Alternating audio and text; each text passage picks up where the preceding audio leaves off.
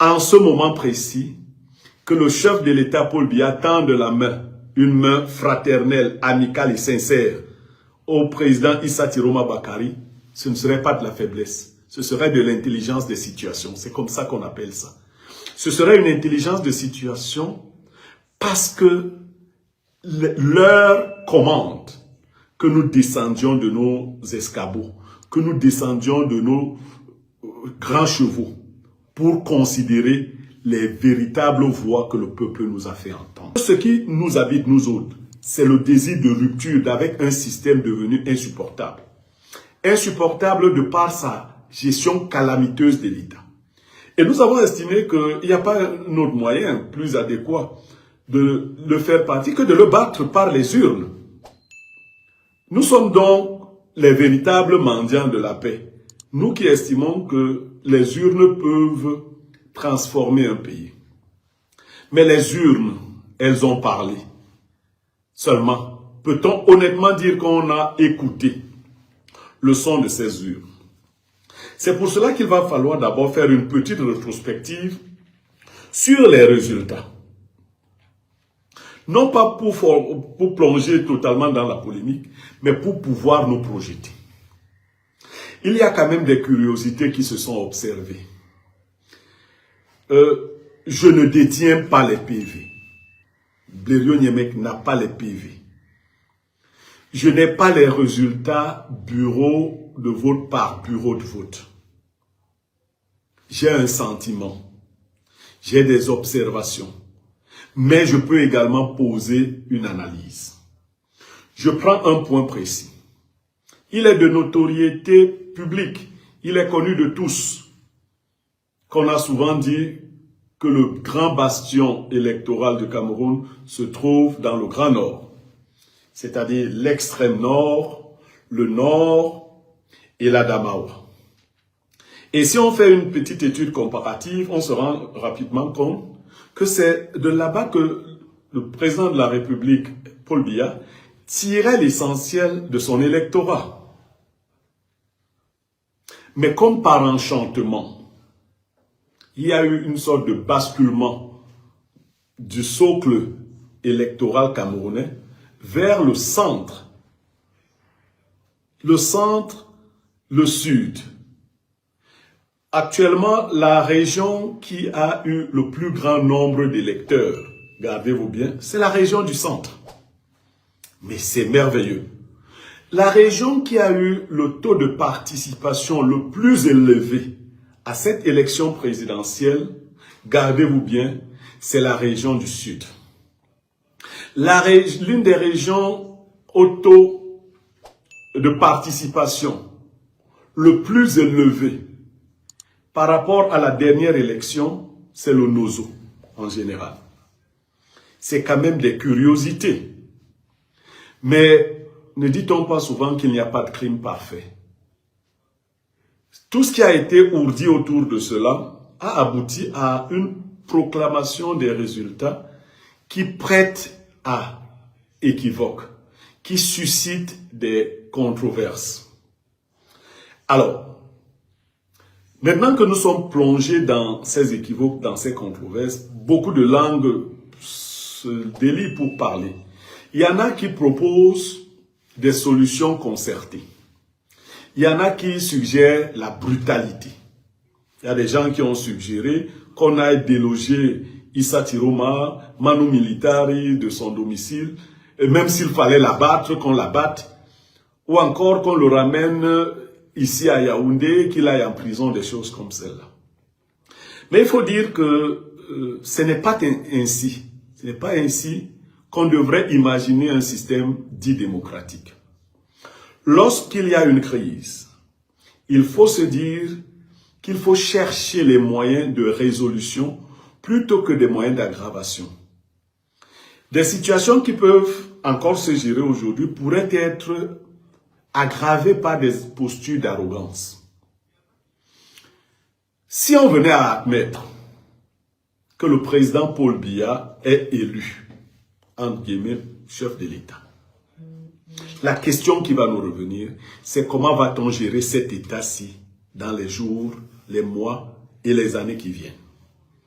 Et je suis convaincu que le président Paul Biya lui-même, son entourage le plus immédiat, se pose la même question que nous nous posons en ce moment. Il y a quelques faucons qui disent on s'en fout, mais ne faisons pas attention aux petits enfants, aux bambins qui font dans de l'agitation. Eux, ils ne nous intéressent pas. Parlons aux Camerounais responsables qui sont préoccupés par l'avenir de ce pays. Alors, quelques pistes de réflexion. La première piste de réflexion, je l'avais déjà annoncée dans ma sortie, au cours de ma sortie sur Canal 2 dimanche dernier. Je pense qu'il est impératif de désigner un médiateur de la République. Mais c'est quoi cette affaire de médiateur de la République dont je parle? Le médiateur de la République, cette désignation, cette qualification existe dans des États qui traversent souvent des crises. Elles peuvent être des crises sociales, des crises communautaires, même des crises démocratiques, électoralistes et autres. Ça peut être un individu ou un groupe d'individus dont la neutralité est établie, dont l'intégrité est reconnue. Ils sont chargés de faire la navette entre les différents corps impliqués dans le processus qui génère le conflit. Et dans le cas d'espèce, notre médiateur de la République ou nos médiateurs de la République devraient être des gens acceptés de manière consensuelle par les deux camps. Des gens capables de tenir une parole droite, une parole ferme, une parole sincère. Des gens capables de faire des transactions, parce que c'est de cela dont il sera question. Faire des transactions. Ce médiateur de la République doit être reçu par l'autorité qui dirige le pays actuellement, c'est-à-dire Paul Biya lui-même en personne. Première chose. Ce médiateur de la République doit avoir des garanties données par Paul Biya sur son désir et sa volonté ferme de gérer la crise post-électorale pour le grand bonheur de tous les Camerounais. Paul Biya, le président de la République, devrait faire des propositions concrètes d'ouverture en vue de nous installer vers un climat d'apaisement. Dans le même temps, le dit médiateur de la République devrait être capable de se rendre auprès de Issa Tiroma Bakari et obtenir son accord de principe en vue d'une résolution apaisée du conflit qui nous oppose. Et cela devrait donc prendre des formes conventionnelles. Un certain nombre d'institutions pourraient accompagner ces médiateurs ou ce médiateur de la République dans son travail. Ce travail devrait se faire avec le plus grand sérieux. Loin de ceux qui chantent la victoire et qui attisent la haine. Le Cameroun ne peut pas trouver son apaisement en ce moment, à moins que nous prenions sur nous de faire des propositions d'apaisement concrètes. Et je voudrais que les Camerounais le comprennent. Ceux de la diaspora ont envoyé un message. Observons tous que pendant l'élection présidentielle de 2025, le candidat Issa Tiroma Bakari a presque dans toute la diaspora gagné l'élection présidentielle. Ne pensez pas que nous sommes deux types de Camerounais. Ceux qui sont dans la diaspora sont une autre version de ce que nous représentons. C'est-à-dire, ils constituent un échantillonnage de tout ce que le Cameroun représente. Donc, le message de la diaspora est également passé.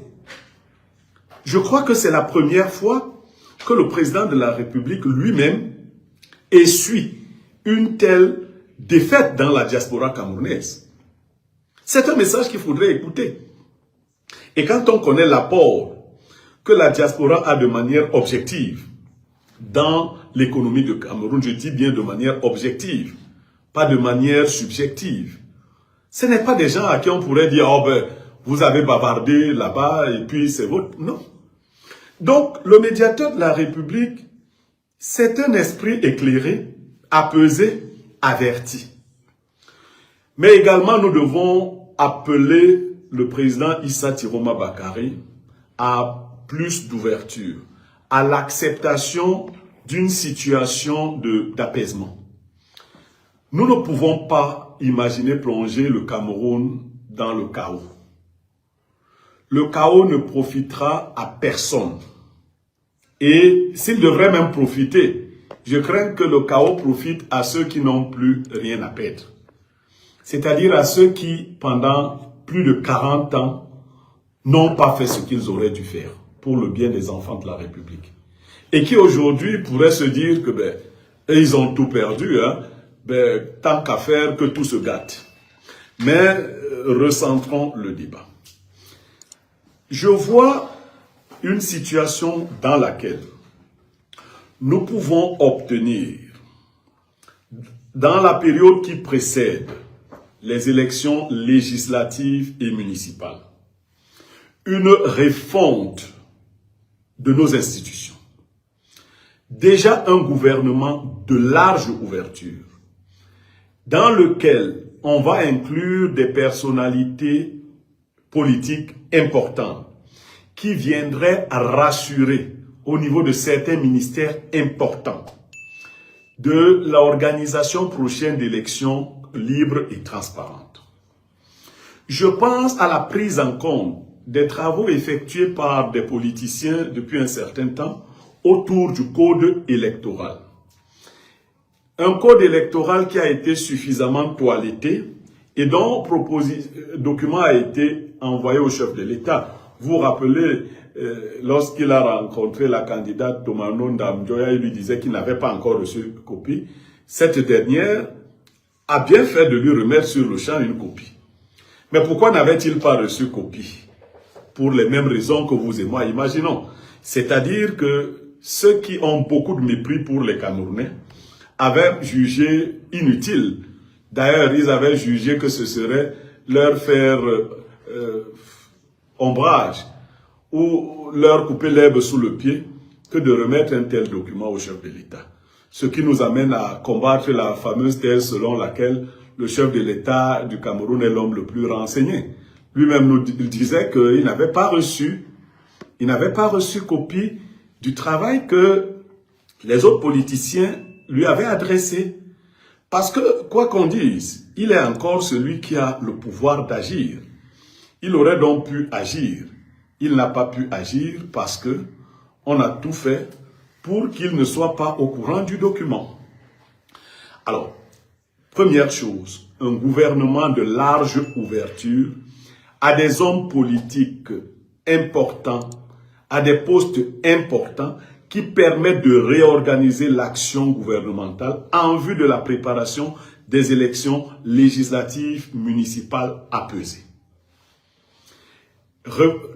Prise en compte de la mouture de révision du code électoral proposé par 6 ou 7 partis politiques, document que j'ai eu à parcourir, qui indique quand même un certain nombre de réformes auxquelles nous avons tous aspiré jusque-là.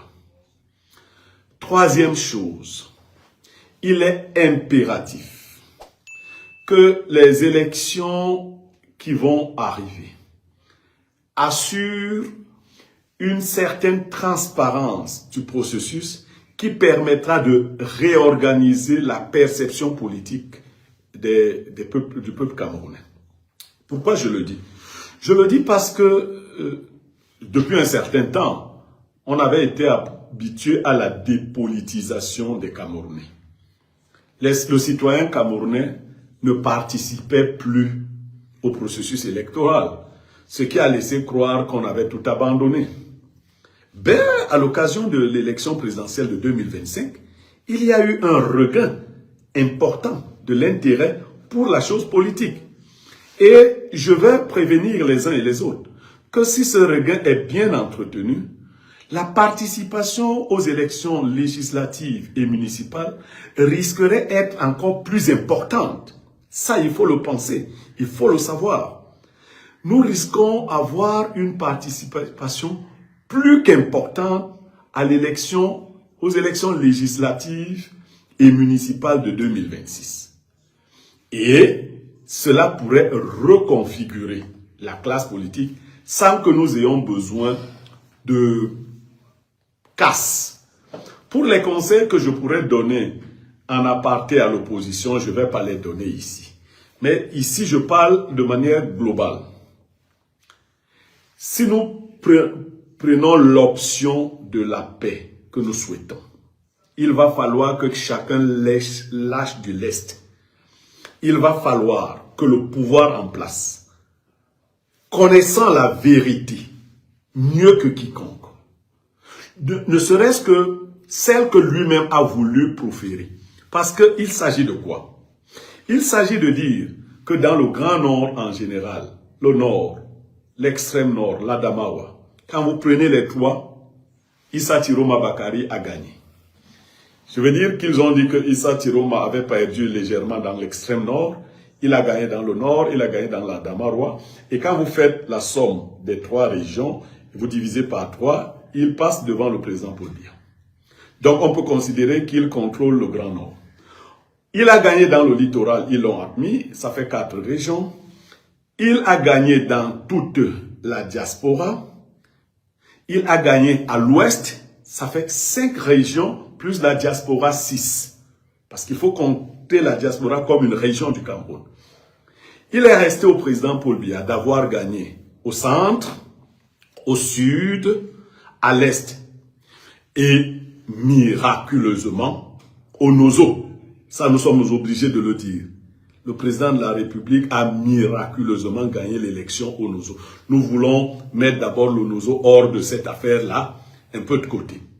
Donc, je crois que dans ces conditions, l'orgueil ne peut plus être la méthode d'administration de cette problématique. Nous ne pouvons pas être face à une telle réalité. Laissons les détails des chiffres. Regardons la réalité en face. Vous avez en face de vous quelqu'un qui contrôle tout le Grand Nord, qui contrôle l'Ouest, qui contrôle le littoral, qui contrôle toute la diaspora. Et vous dites que cela n'est pas un message, qu'on peut s'en passer, on peut tourner la page. Ce n'est pas sérieux et je ne pense pas que ce soit la posture du chef de l'État ou de ses meilleurs conseillers. Les faucons doivent se tenir en dehors de cette instance-ci pour écouter les voix intelligentes. Et les voix intelligentes demandent que dans l'immédiat, dans des délais suffisamment raisonnables, un dialogue, un pont soit lancé entre le président de la République, Paul Biya, et le candidat Issa Tiroma Bakari. Ils ont travaillé ensemble, ils se connaissent. Vous savez, quand on écoute le président Issa Tiroma Bakari parler, on a le sentiment que c'est quelqu'un qui a préparé quelque chose de particulier. Je veux dire quelqu'un qui a saisi l'environnement. Quelqu'un qui a eu une posture avant de se lancer. On ne l'a pas attendu, hein. On ne l'attendait pas. Comme beaucoup disent, on a préparé la géographie, l'histoire est venue. Maintenant donc que c'est des gens qui ont travaillé. Je peux comprendre quelques égos surdimensionnés autour du chef de l'État qui viendraient à penser que ce serait faire preuve de faiblesse. Non, ce ne serait pas faire preuve de faiblesse, mes chers. Non du tout. En ce moment précis, que le chef de l'État, Paul Biya, tende la main, une main fraternelle, amicale et sincère, au président Issa Tiroma Bakari, ce ne serait pas de la faiblesse. Ce serait de l'intelligence des situations. C'est comme ça qu'on appelle ça. Ce serait une intelligence de situation parce que leur commande que nous descendions de nos escabeaux, que nous descendions de nos grands chevaux pour considérer les véritables voix que le peuple nous a fait entendre. Je suis certes partisan ou que j'ai un penchant pour l'opposition en général, mais j'ai beaucoup plus d'amour pour ce pays.